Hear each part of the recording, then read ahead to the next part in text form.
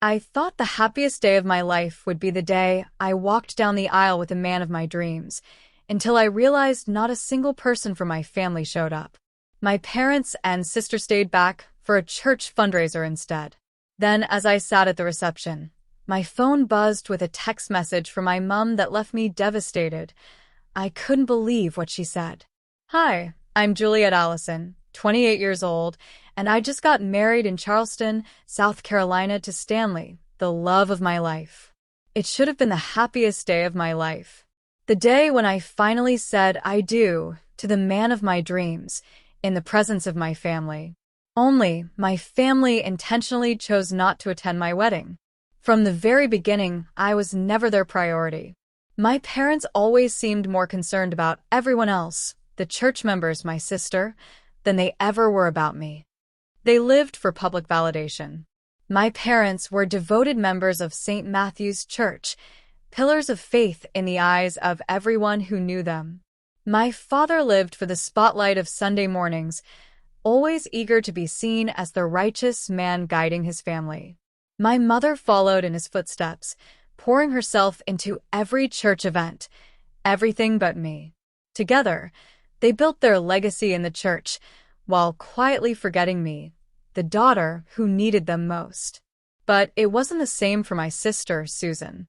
Susan, only 23, talented, charismatic, had been singing in the church choir for the past 5 years. Every solo she performed drew endless enthusiasm from my parents. They eagerly bragged about her to church members and neighbors. And me, I was always there, like a shadow in their perfect picture. They never said it out loud, but I knew they thought I had nothing special to offer, nothing that could bring them the applause Susan's voice did. So they ignored me and paid a lot of attention to Susan. But I loved my parents so much I was willing to do anything to make them see me worthy of their admiration. That's why I took it upon myself to support them financially throughout my adulthood. I had built a successful career as a nurse. I didn't sing to crowds or shine under stage lights. I worked night shifts, tending to patients who barely remembered my name, but at least it helped me prove my worth to my family.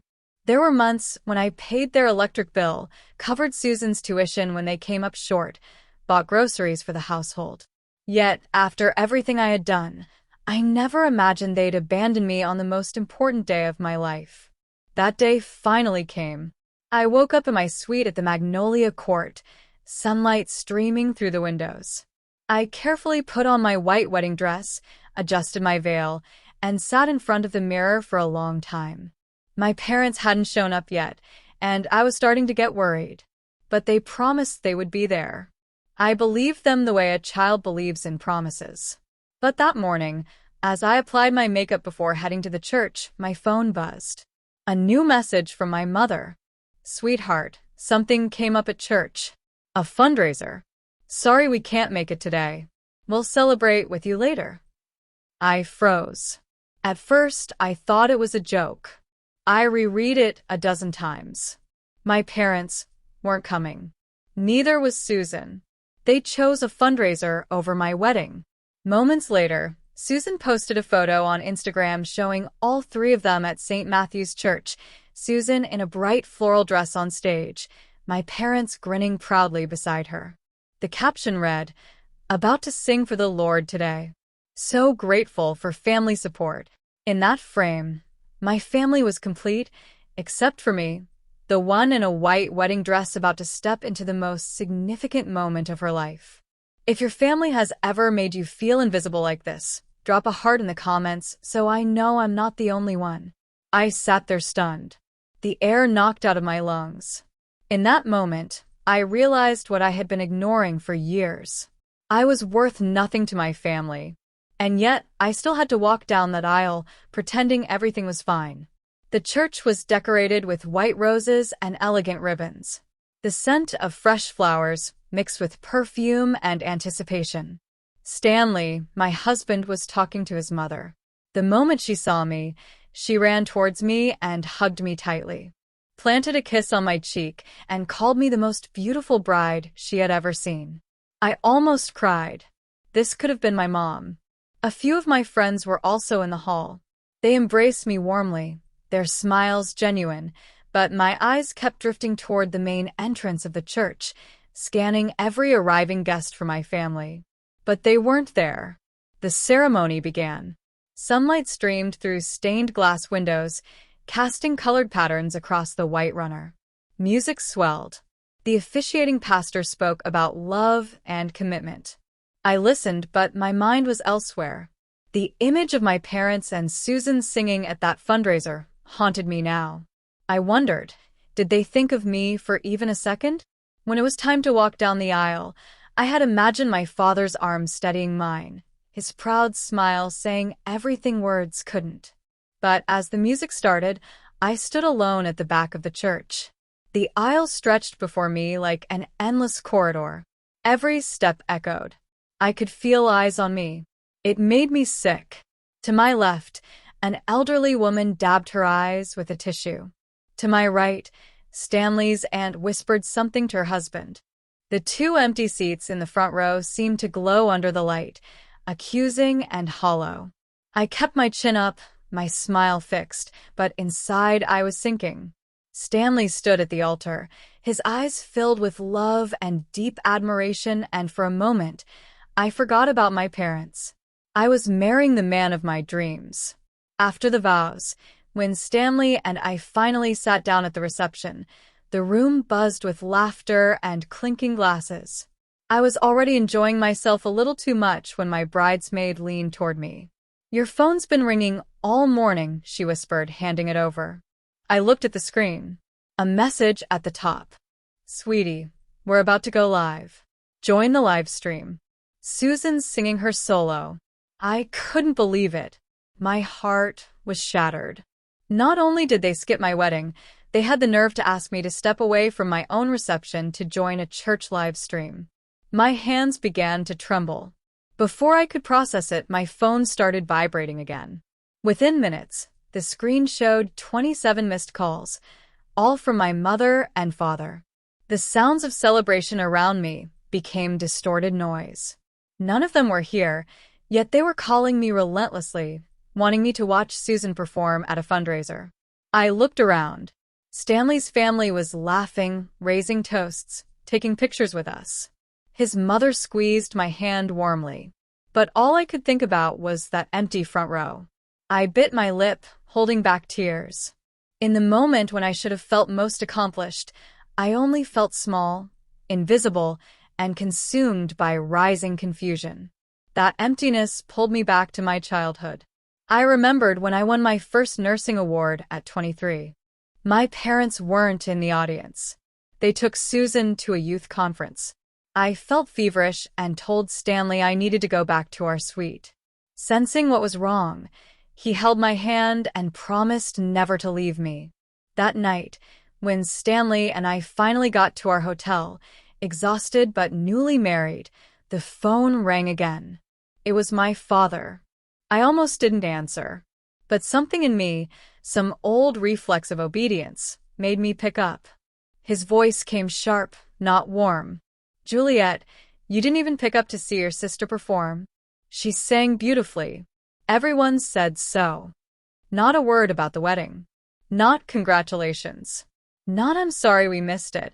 Then he added, almost casually, as if discussing the weather, "Your mother and I made a $5,000 pledge during the fundraiser. We need to fulfill it this week. Can you send it over?" I went silent. The room spun.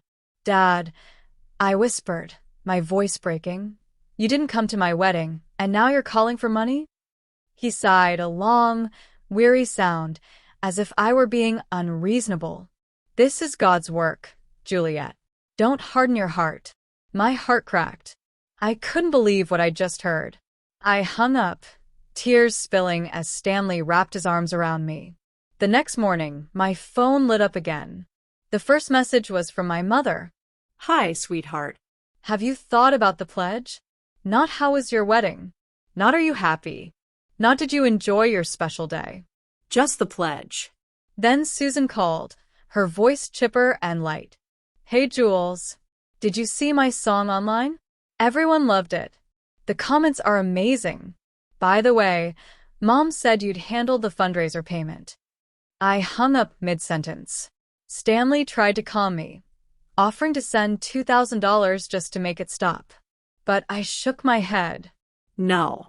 I've carried them for too long. For years, I had been their safety net. Yet love was never part of the exchange.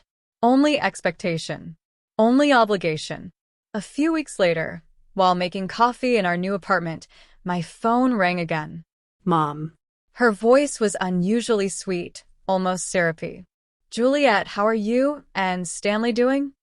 My heart softened. Maybe, finally, she cared. Maybe she was calling to apologize. We're doing well, Mom. That's wonderful, sweetheart. I'm so glad to hear it. I just wanted to remind you about the $5,000 pledge.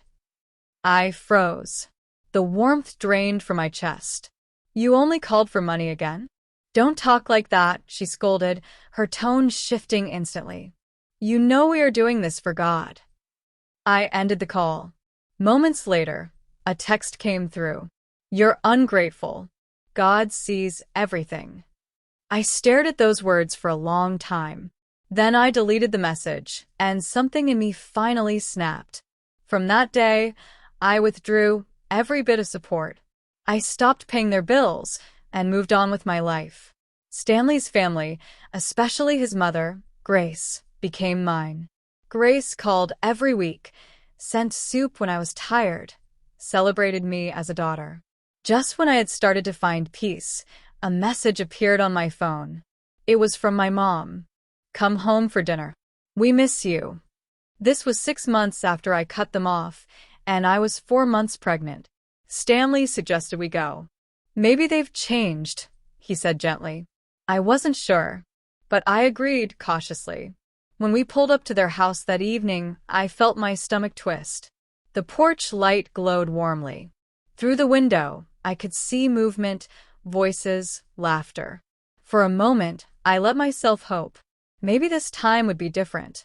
Their home smelled of pot roast and pretense. The table was set with care, candles flickering. Around it sat my parents, Susan, their pastor Peter, and a few church members I recognized. The moment I walked in, my father stood, arms wide, his smile too big. Juliet. Stanley. Welcome, welcome. My mother hugged me, but it felt performative. Susan waved from her seat, barely looking up from her phone. I should have known then, but I sat down anyway. My father beamed, speaking loudly enough for everyone to hear. We're so proud of Juliet, such a good daughter. Always been so responsible, so generous. The pastor smiled, nodding approvingly. Then, almost theatrically, my father leaned back in his chair, folding his hands like a man delivering a sermon. Pastor, we raised our children to support God's work, to understand the blessing of giving.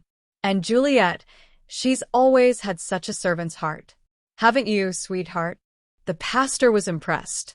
My father turned to me, his expression warm but expectant. You know, Juliet, God has given you such a generous heart. We've always been proud of how you support the work of His house. I trust you haven't forgotten that little commitment we made, the $5,000 for the church project. Stanley's hand found mine under the table. His grip was firm, grounding. I exhaled slowly, my voice calm but cold. You invited me here to ask for money? Again? The room fell silent. Forks paused midair. Someone coughed. My father's face tightened, his jaw clenching. No, my daughter. Consider this a service to God. I looked at the pastor, then back at my parents. My voice stayed calm, but every word was deliberate. Let me tell you what God's work really looks like. It doesn't look like missing your daughter's wedding for a fundraiser. It doesn't look like calling her on her wedding night asking for money. It doesn't look like using faith as an excuse for neglect. My mother whispered urgently, Juliet, not here. Please. But I continued, steady, not loud, only honest. For years, I paid your bills. I covered Susan's expenses. I supported this family financially while you poured all your love into making Susan look good in church. And when I got married, you chose a fundraiser over me. You didn't even call to apologize. You called to ask for money. Then you called me selfish for saying no. My father tried to interrupt, his voice rising defensively. The fundraiser was God's work. It was more important than one event. We had to be there. We had to support Susan because she's become so well known in the church. People were expecting her. You have to understand. When he saw everyone's shocked expressions, the wide eyes, the open mouths, he stopped talking abruptly. I continued, my voice unwavering. Oh yeah, it's always about God, others, and Susan. Never about me. I said, my voice shaking. You haven't asked once how my marriage is going. You haven't asked about your grandchild growing inside me right now. You only call when you need something. That's not family. That's exploitation dressed up as faith. The pastor's eyes widened. The church members shifted uncomfortably in their seats. After a few long moments of heavy silence, Pastor Peter spoke, his voice gentle but firm, each word measured. A man who provides for his household is blessed by God. But a man who neglects his daughter's most important day while seeking public adoration and applause has lost his way. The Bible is very clear. If anyone does not provide for his relatives, and especially for his own household, he has denied the faith and is worse than an unbeliever. God doesn't bless hypocrisy, my brother. He blesses truth and integrity. He looked directly at my father, his gaze unwavering. No responsible man destroys his family, neglects his own daughter's wedding because he wants to look righteous and good outside his home. That is pride. That is vanity. And God resists the proud. My parents looked down at their plates. My mother's hands trembled slightly. Susan stared at the table, her face flushed. I stood up slowly, smoothing my dress over my growing belly. My voice was soft but clear. You wanted an audience? Now you have one. I hope you're proud. Stanley and I walked out hand in hand. The night air was cool and clean. I felt lighter than I had in years. Within days, word spread through the church like wildfire. The next Sunday, the pastor spoke about hypocrisy, about parents who chase appearances but neglect their children's hearts. He spoke about using God's name to manipulate others. He didn't mention names, but everyone knew. Whispers followed my parents in the aisles. My father was quietly removed from the church committee. Susan's budding reputation as the church star suffered too. People started questioning her character, calling her the girl whose sister's wedding they skipped for a fundraiser. Meanwhile, my life blossomed. Stanley and I prepared for our baby. Grace hosted my baby shower, filling the room with laughter and love. The love I had longed for from my own parents now surrounded me through people who had never judged me, never used me.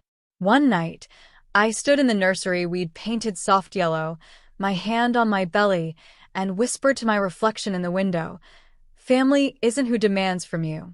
It's who stands beside you." If you have watched this far and have ever been abandoned by your family on the most important day of your life, know this. Your worth isn't measured by their approval. It's in your courage to rise, to walk forward, and to seek out the people who truly deserve you. Have you ever been left behind by your family at the most important moment of your life? Share your experience in the comments so I know I'm not alone. Also, subscribe if you will never abandon your daughter on her special day, and state where you are listening to my story from. In the months that followed, I continued thriving. Stanley and I welcomed our daughter, Emma. Grace was there in the delivery room, holding my hand, whispering encouragement when my own mother wasn't. I found a new family,